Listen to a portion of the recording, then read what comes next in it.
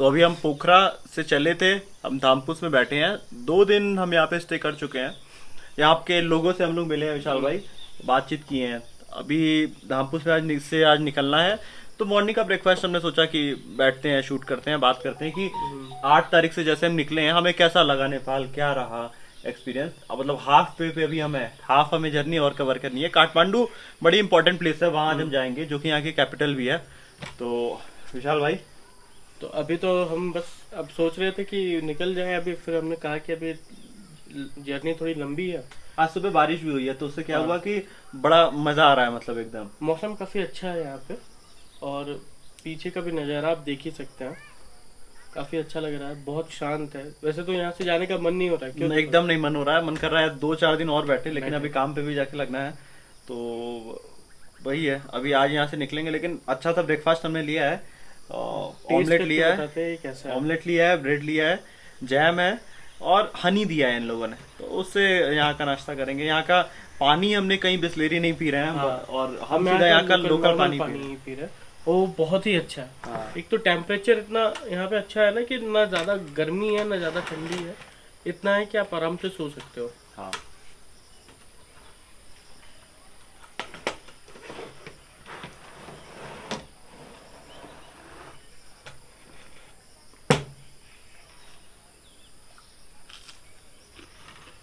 ये इन्होंने brown brown bread को पूरा वो किया एकदम, सिंपली रोस्ट किया टोस्ट किया है इन्होंने बस। और वो वाला भी चेक करते हैं अभी, ये चेक करके बताते हैं। ये शायद इनका हनी है। और ये नेचुरल हनी है, क्योंकि हनी मुझे बहुत पसंद है, और वो समझ में आ गया देखते ही। और बताएंगे दीपक भाई कैसा है। जैम लगाओ। अगर हमें अच्छा लगा तो सामने से 1.5 खाएंगे। ये फ्रूट जैम है, मिक्स फ्रूट जैम।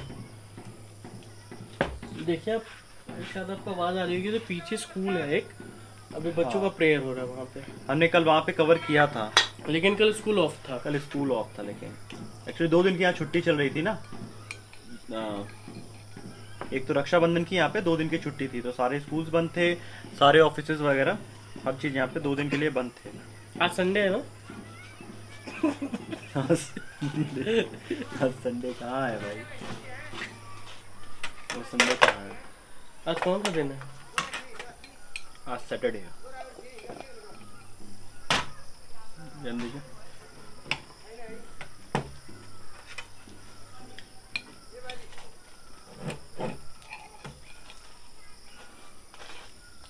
एक चीज़ मैं आपको बता दूं, अगर आप यहाँ पे आके कुछ ज़्यादा दिनों तक स्टे करना चाहते हो, तो आप एक काम करना, आप कोई छोटा सा, वो आजकल मार्केट में मिल जाता है।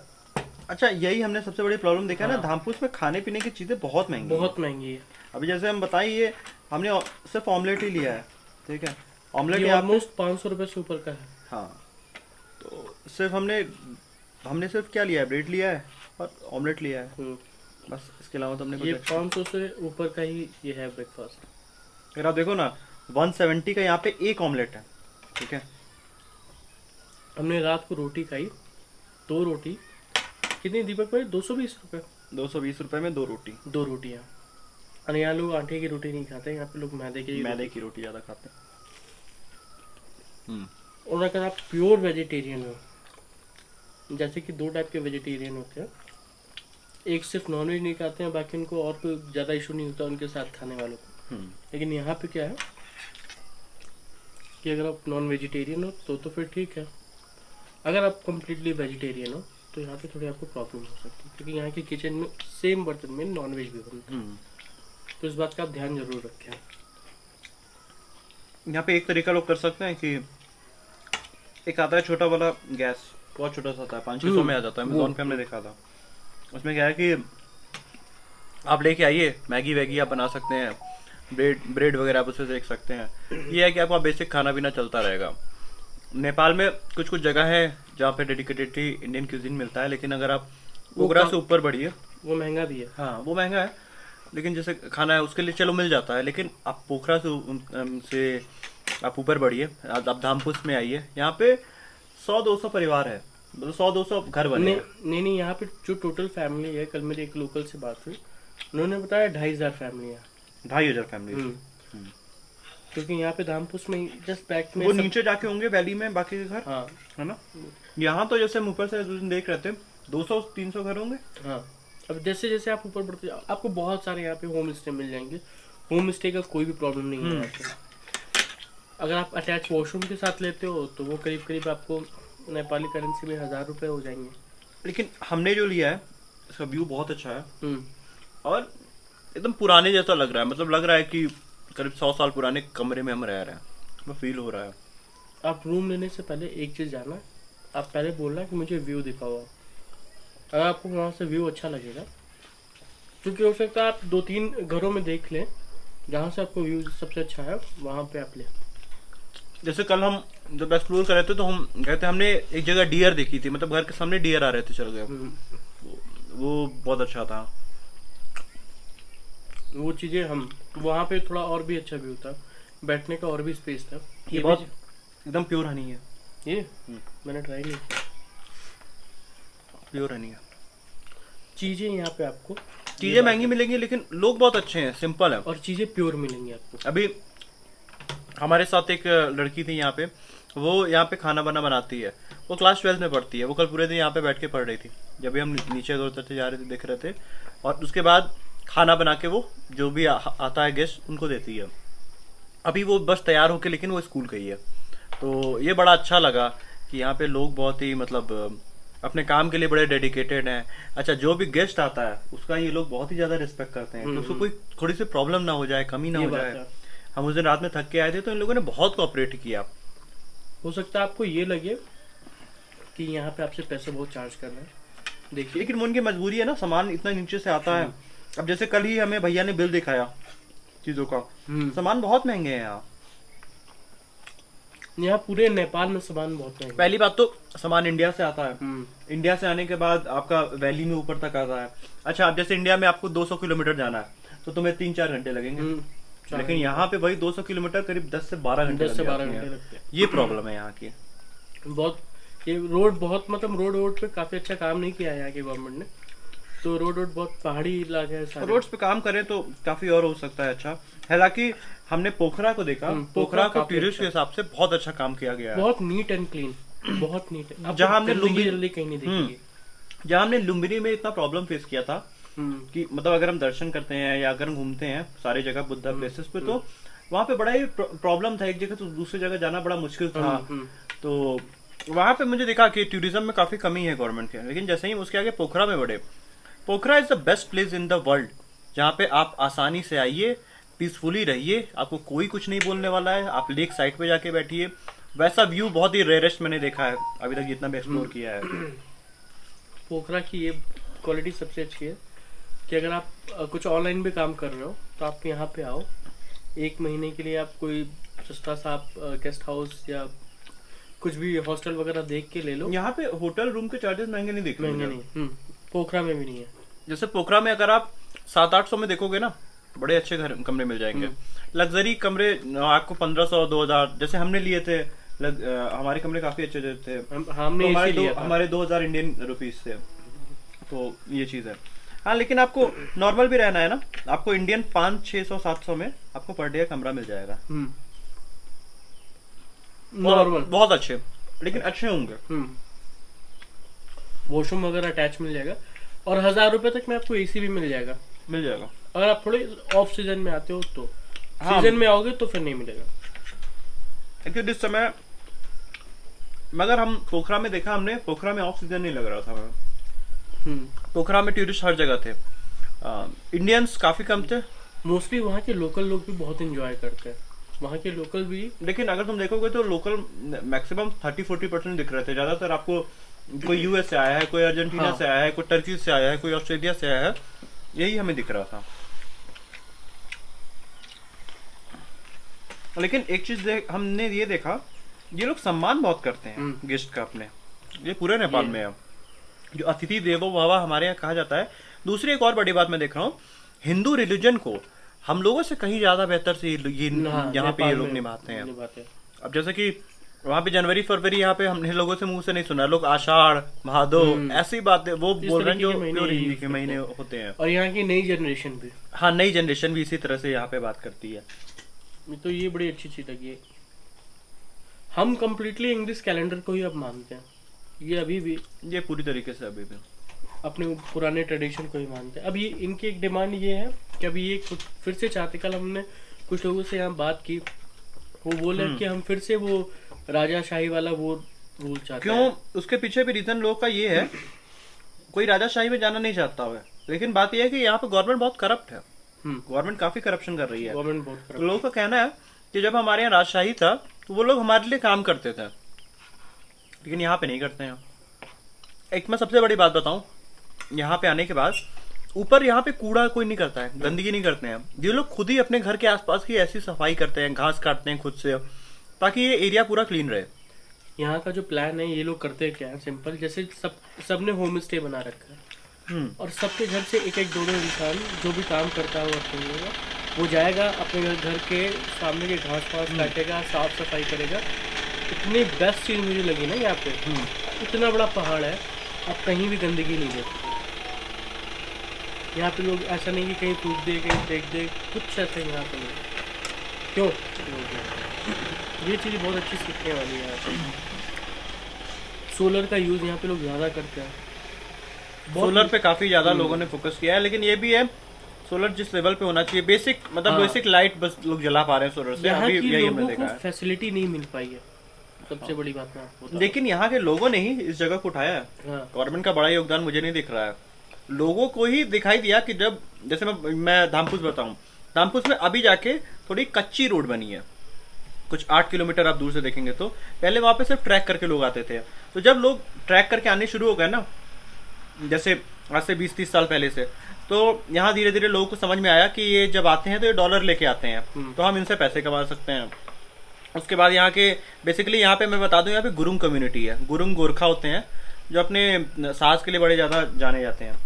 तो यहाँ पे फिर लोगों ने अपने होम स्टेज बनाने शुरू किया, मतलब लोग एक दो कमरों में शिफ्ट हो गए, बाकी जो जगह बचे उसको खूब सुंदर सा बेड वेड लगा के उसको बढ़िया सा बना दिया, ताकि टूरिस्ट आए, सोलो भी या जो भी, वो यहाँ पे रुक सके। यहाँ पे अगर कोई फीमेल है और सोलो ट्रैवलर है तो कोई डरने की बात नहीं है। हाँ, यहाँ पे कोई डर बड़े नहीं की बात आराम नहीं से है। आप आ सकते हो, कोई दिक्कत वाली बात नहीं है। तो यहाँ पे जब लोगों ने होम स्टे बनाने शुरू किया ना, फिर गवर्नमेंट को भी यहाँ की थोड़ी अहमियत समझ में आई कि यहाँ से टैक्स उठाया जा सकता है, तो गवर्नमेंट ने थोड़े रोड्स बनवाए। अब होम स्टे लोगों के इतने अच्छे चले कि लोगों ने अपने घर के बगल में जो ज्यादा जमीन बची थी वहां पे एक और घर बना दिया, उसको पूरा होम स्टे कर दिया। तो ये सब यहाँ के लोगों की समझदारी थी जब टूरिस्ट यहाँ पे जो मैंने देखा कि जब, वैसे तो गवर्नमेंट ने प्रॉपर तरीके से रोड नहीं बनाया। जैसे हम गए थे कल टॉप व्यू देखने के लिए पहाड़ों का, तो उस टिकट पे जो कॉस्ट थी वो 20 रुपीज़ थी नेपाली, उसने हमसे लिए 50 रुपीज़। तो मैंने फिर बाद में पूछा कि आपने क्यों 50 रुपये लिए, तो उन्होंने बताया कि यहाँ पे जो भी चीज़ें देखभाल होती हैं, साफ़ सफाई, अब इतने ऊपर तक का जो भी खर्चा आता है वो ये अफोर्ड करता है। तो यहाँ की गवर्नमेंट ने भी क्या किया, यहाँ से लोग पैसे उठाते हैं, हाफ जो पैसे होते हैं वो टैक्स में यूज़ करते हैं और हाफ जो पैसे हैं यहाँ के डेवलपमेंट में यूज़ करते हैं। ये बहुत बेस्ट चीज़ लगी। हाँ, ये बहुत बहुत ही अच्छी चीज़ है। इसी तरह चितवन में भी है। हाँ, चितवन में भी जो भी लोगों से चार्जेस दिए जाते हैं वो लोगों पे खर्च किया जाता है। एक्चुअली यहाँ पे गवर्नमेंट फिर भी ओवरऑल जो है हैप्पीनेस पे फोकस करती है। हाँ,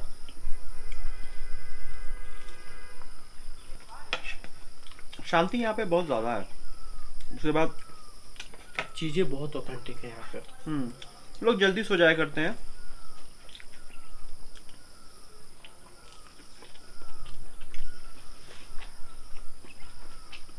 यहाँ पे हमने देखा जो बूढ़े बूढ़े भी हैं ना, 60 साल 70 साल, वो बड़े इजीली इधर ऊपर नीचे आ जाते हैं। हाँ। कोई प्रॉब्लम नहीं। 60-70 में तो वो एकदम जवान लग रहे हैं। पता नहीं लग रहा।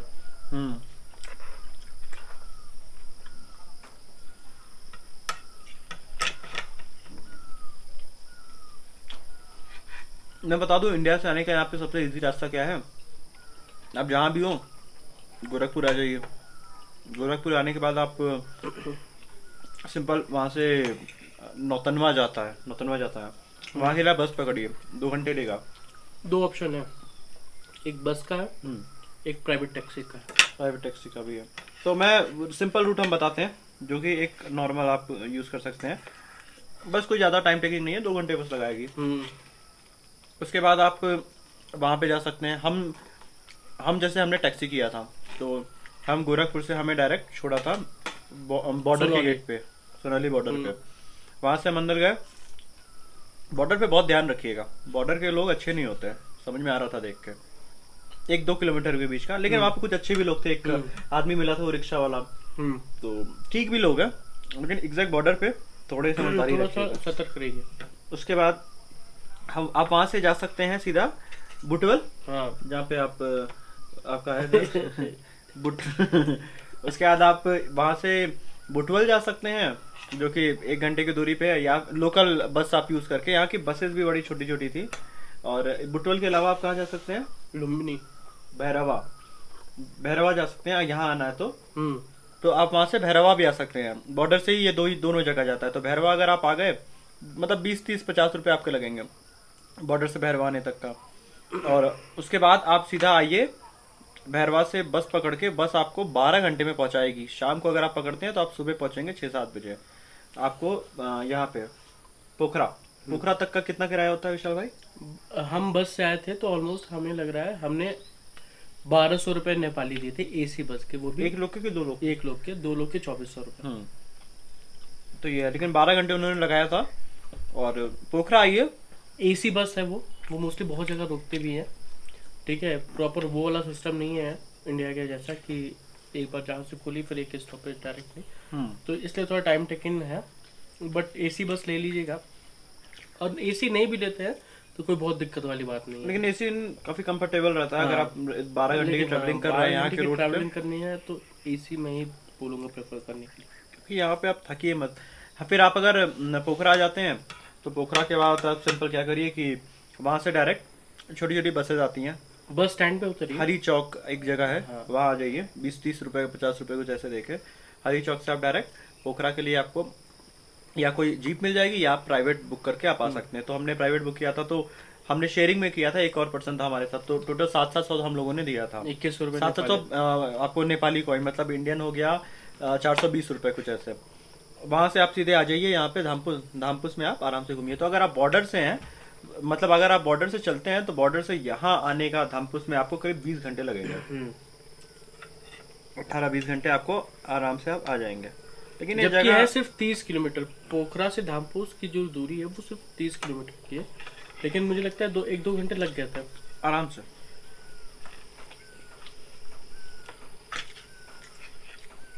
बहुत जंगल है। अपनी गाड़ी से आते हैं तो कोशिश करिए कि या तो यहाँ का लोकल ड्राइवर हो या तो आप अपने कार नहीं, से आप लोकल ड्राइवर के बिना यहाँ ट्रेवल मत करिए, क्योंकि पहाड़ है तो बहुत ही रोड सक्रिय हैं और रास्ते बहुत बहुत ध्यान से अजीब से हैं। काम अभी करिए। कंस्ट्रक्शन हो रहा है। 5 साल बाद आप देखेंगे नेपाल के रोड्स में कुछ दम होगा। अभी तो फिर भी नेपाल में तो खैर अभी महंगाई बहुत है यहाँ पे, बहुत यहाँ। लेकिन यहाँ पे सैलरी भी लोगों को बहुत कम मिलती है। ये डिफरेंस हमने देखा है। महंगाई ज्यादा है, पैसे और लोगों को कम मिलते हैं। लेकिन जो बिजनेस कर रहा है उनके पास बहुत पैसे हैं नेपाल में, बहुत पैसे हैं। जिनका बिजनेस है उनके लिए कोई दिक्कत नहीं है, चाहे वो एक टैक्सी वाला ही क्यों ना हो, वो पैसे बढ़िया कमा रहा है। एक टैक्सी ड्राइवर मुझे लगता है यहाँ पे नहीं कुछ तो गिरे हालत में 2000 नेपाली तो 3000 नेपाली कमा लेता है आराम से।